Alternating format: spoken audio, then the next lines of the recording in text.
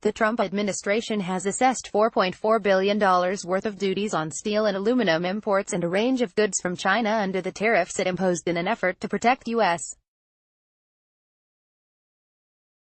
companies. A spokesman for the Department of Homeland Security told the Washington Examiner that importers owe the federal government $4.4 billion for importing goods hit by the tariffs through October 2, but said it was unclear how much of that total has been collected. The Treasury Department didn't have details on what portion of the $4.4 billion had been collected, and how much was still owed. Still, the assessments show that the tariffs are imposing a real cost to importers, who are responsible for paying the charge.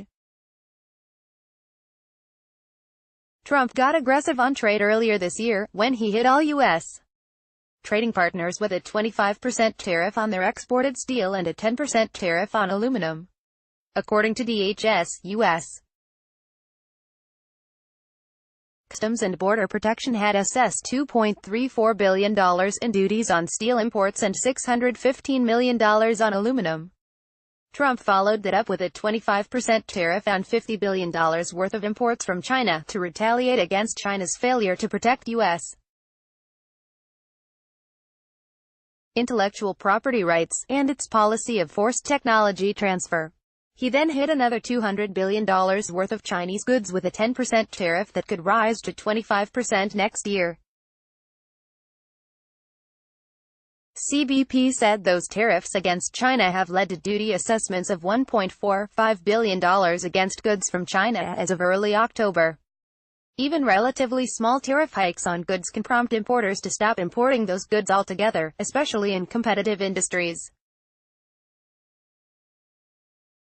To the extent trade still happens, the assessed duties flow back to the U.S. Treasury, a point President Trump has made in several speeches around the country. So we're doing very well in our situation with China on trade. I have a great relationship with the President of China, President Xi. But it's got to be a two-way street. For 25 years and longer, it was not. And trillions of dollars was taken out of the United States for the benefit of China. We just can't have that. We have to make it fair. So we're at $250 billion now, at 25% interest, Trump said last month as he talked about the tariffs against China. And a lot of money is coming into our coffers. Federal revenue from Trump's tariffs are likely to continue growing.